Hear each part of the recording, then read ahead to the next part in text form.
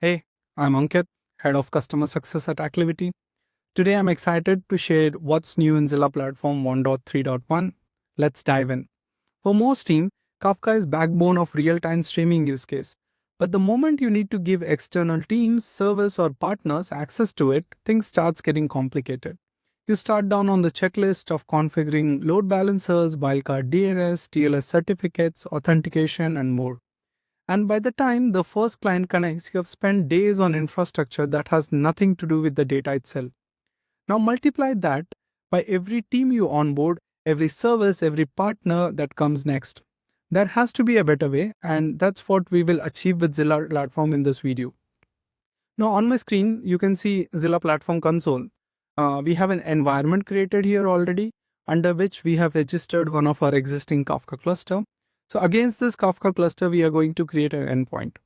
Now, before we start creating endpoint, let's first check out the policy. So uh, we have defined policy so that before you expose your Kafka cluster for public access, you can define certain set of rules that we can enforce at gateway level. Now, creating policies is very straightforward with Zilla Platform. You have two type of enforcement action. One is audit, another one is block. So when you select block as the enforcement action, the gateway restricts that particular commands even before it reaches the Kafka cluster. Now you have two separate set of rules for cluster enforcement and for topic level enforcement. You can have a combination of both, or you can have either of these. So for the sake of this demo, I've already created a policy where we are enforcing naming constraint. It is scoped by this particular pattern of order.wildcard, and the naming pattern that it should follow is orders.wildcard.staging. Now going back to the endpoint.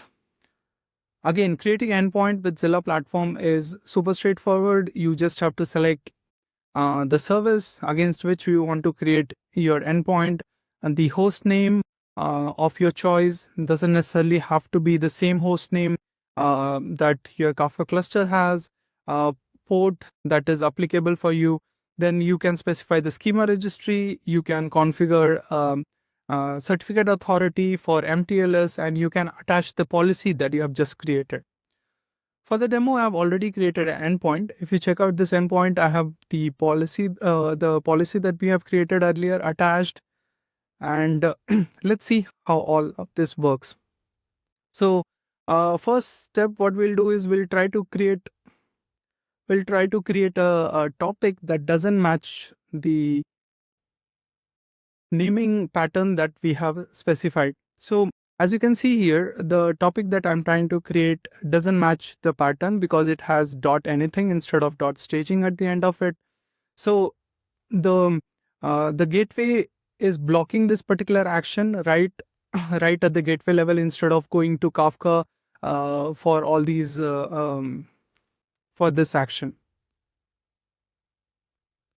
Now I will try to create a topic that actually matches the naming pattern that we have, which is orders.creator.staging, and this should go through because it is following the pattern. So the enforcement is happening on all the commands that we are triggering against the Kafka cluster.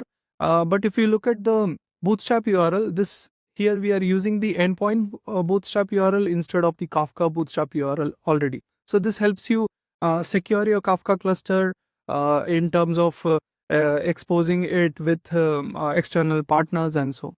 Now let me try to produce an event to share the explore capability of Zilla Platform. So you can again use the same Bootstrap server to produce and consume as any native Kafka client. So now you can see that I have already produced an event.